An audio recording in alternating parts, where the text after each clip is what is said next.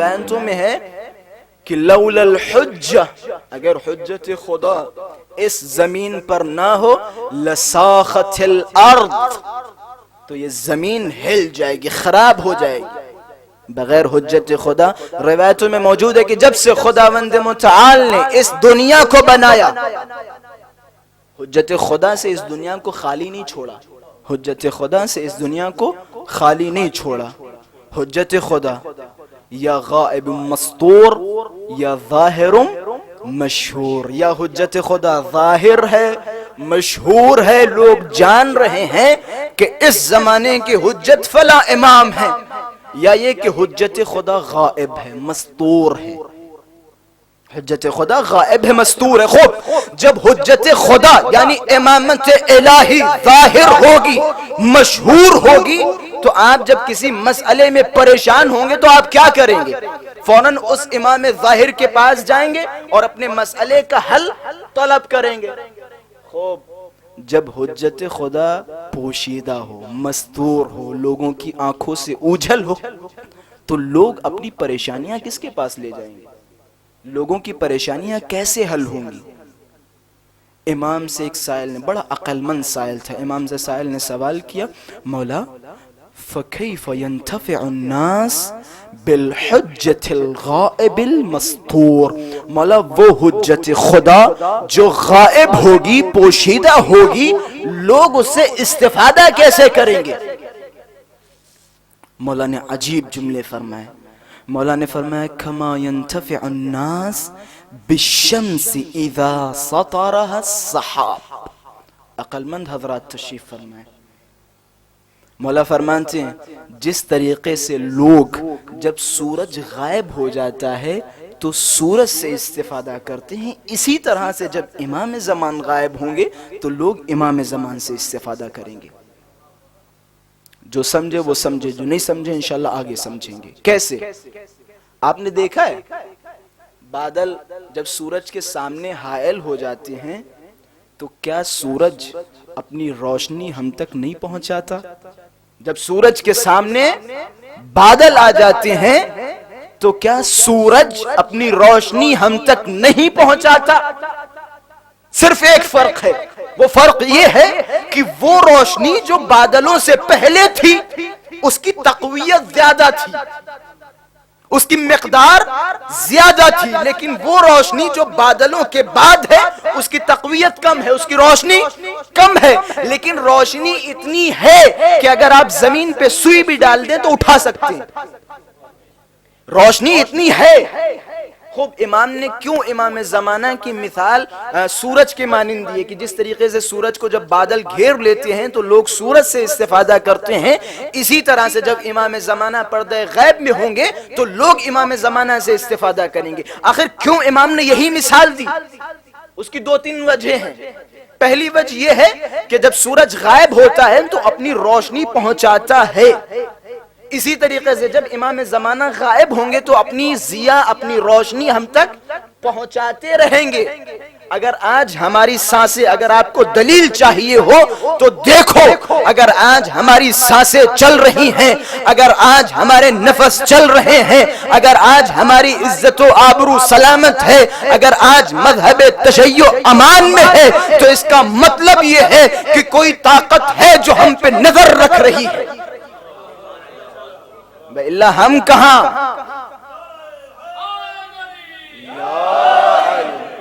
آج پوری دنیا عالم تشیع کی مخالف ہے، لیکن اس کے باوجود مذہب تشیع الحمدللہ سے تقویت کے مرحلوں پہ ہے، مضبوط ہے۔ وہ الگ بات ہے کہ ہم کہتے رہتے ہیں بے شک ہم پہ ظلم و ستم بھی ہو رہے ہیں، لیکن الحمدللہ سے مضبوط ہیں۔ اس کی دلیل ماشاءاللہ سے آپ حضرات خود اپنے اپنے ذہنوں میں لا سکتے ہیں، ڈھونڈ سکتے ہیں، اپنے اپنے ملکوں میں ڈھونڈ سکتے ہیں، میں کسی چیز کی طرف اشارہ نہیں کروں گا۔ تو یہ امام زمانہ کا وجود ہے کہ جس کی وجہ سے ہماری سانسیں چل رہی ہیں، اگر امام زمانہ نہ ہوتے تو یہ دنیا، یہ زمین و آسمان خراب ہو جاتا۔ پھر دوسری وجہ جو امام صادق علیہ السلام نے امام کی مثال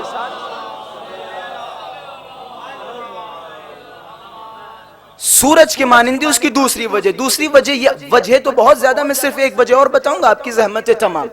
دوسری وجہ یہ ہے کہ جب سورج غائب ہوتا ہے تو ہر وہ انسان کہ جس کی آنکھیں سلامت ہوتی ہیں، ہر وہ انسان جو چیزوں کو دیکھ سکتا ہے، ہر وہ انسان جو اشیاء کو محسوس کر سکتا ہے، وہ اپنے بچوں سے کہے گا، وہ کسی نہ کسی سے کہے گا ذرا جاؤ باہر دیکھ کے آؤ سورج نکلا یا نہیں.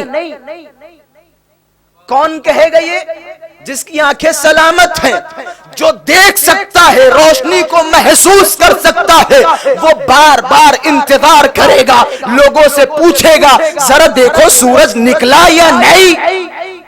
اب وہ انسان کہ جس کی آنکھیں سلامت نہ ہو، جو اندھا ہو، جو دیکھ ہی نہ سکتا ہو، جس کے لیے روشنی اور اندھیرا برابر ہو، وہ سورج ہو یا نہ ہو اس کے لیے برابر، اب وہ انتظار ہی نہیں کرے گا.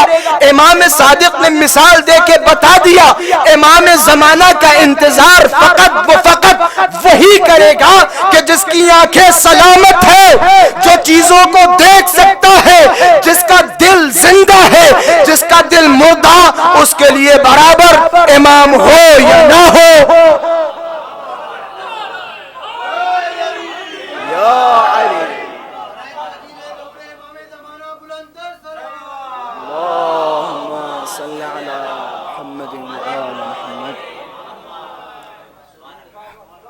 روشنی کو کون دیکھ سکتا ہے؟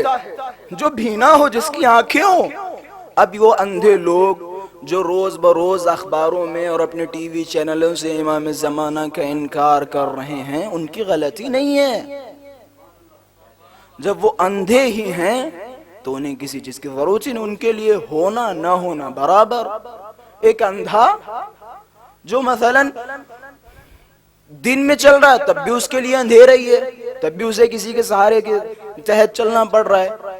رات میں جا رہا ہے تب بھی تو اس کے لیے دن و رات برابر. اسی طریقے سے وہ افراد کے جن کے دل مر چکے ہیں، ان کے لیے امام زمانہ کا ہونا نہ ہونا برابر. تو وہ انتظار کیا کریں گے؟ یہاں پہ ایک نکتہ بڑا قابل غور ہے. ماشاءاللہ سے آپ سارے حضرات کی سماعتوں کو دیکھ کے یہ اندازہ لگ رہا ہے کہ الحمدللہ سے بخوبی سمجھے اور اس پہ عمل بھی ہوگا. اب ہم سب اپنے اپنے دلوں کی طرف توجہ کریں اور دیکھیں کہیں ایسا تو نہیں ہے کہ ہم واہ واہ تو کر رہے ہیں، خوش تو ہو رہے ہیں، ایسا تو نہیں کہ ہمارا بھی تھوڑا بہت سا تعلق اسی زمرے سے ہو رہا ہے، ایسا تو نہیں کہ ہم لوگ بھی اسی زمرے میں آ رہے ہیں کہ جو امام زمانہ سے غافل ہیں. یہ آپ کے اوپر، یہ کیونکہ انسان اپنے بارے میں بہتر جانتا ہے. میں آپ کے بارے میں کچھ نہیں جانتا ہوں، آپ میرے بارے میں کچھ نہیں جانتے جتنا میں خود اپنے بارے میں جانتا ہوں. اب یہ آپ حضرات کی ذمہ داری ہے کہ اپنے اپنے دلوں کی طرف دیکھیں اور یہ دیکھیں کہ ہمارے اندر معرفت امام زمان کس حد تک ہے، ہم اپنے امام زمانہ کو کس حد تک پہچانتے ہیں، ہم اپنے امام زمانہ کے واقعاً منتظر ہیں یا نہیں. یہ ہمارا بھی شمار انہی اندھوں میں ہے. امام زمانہ کی معرفت، امام زمانہ کی شناخت اگر آپ کو دیکھنا ہو تو کربلا میں جائیں. کربلا میں جتنے بھی اصحاب ہیں نا، ان سب کی کامیابی کا صرف ایک راز ہے. پتہ ہے ان سب کی کامیابی کا راز کیا ہے؟ ان سب کی کامیابی کا راز یہ تھا کہ انہوں نے اپنے زمانے کے امام کو بخوبی پہچانا تھا. ان کی میں معذرت چاہتا ہوں، میں نماز، روزہ، حج و زکوٰۃ کی توہین نہیں کر رہا ہوں. ان کی کامیابی کے راز یہ نہیں تھے آپ دکھا دیں کسی تاریخ میں، آپ کہیں کہ جناب سلمان کامیاب ہو گئے اور پھر بتائیں جناب سلمان کی کامیابی کا راز یہ تھا کہ جناب سلمان نمازیں بڑی لمبی پڑھتے تھے. آپ کہیں وہ کربلا میں جناب فلاں جناب فلاں جناب فلاں کامیاب ہو گئے اور ان کی کامیابی کا راز یہ تھا کہ وہ حافظ قرآن تھے. آپ تاریخ میں جس کا بھی نام لیں گے اور اس کے آگے لفظ کامیابی کا ذکر کریں گے تو فوراً اس زمانے کی طرف جائیں گے اور دیکھیں گے کیا یہ علی سے متمسک تھا یا نہیں. یہ راز کامیابی ہے. یہ رمز کامیابی ہے. اگر کسی کو پہچاننا ہو تو دیکھو اس کی نسبت علی کی طرف کیسی ہے. جناب کمیل حضرت امیر کے پاس آئے اور عرض کیا کہ مولا یہ ایک شخص ابھی نماز جو پڑھ رہا ہے کہ بڑا متقی ہے, بڑا پرہیزگار ہے, بڑا ایسا ہے, بڑا ویسا ہے. امام نے کہا کمیل یہ کیا کر رہے ہو؟ تم اس کی نمازوں کے دھوکے میں آ رہے ہو, تم اس کے روزوں کے دھوکے میں آ رہے ہو کہ مولا متقی ہے, پرہیزگار ہے.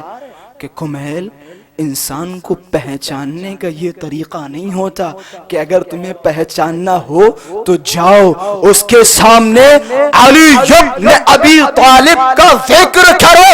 اگر وہ علی کو پسند کر رہا مومن, اگر نہیں تو منافق.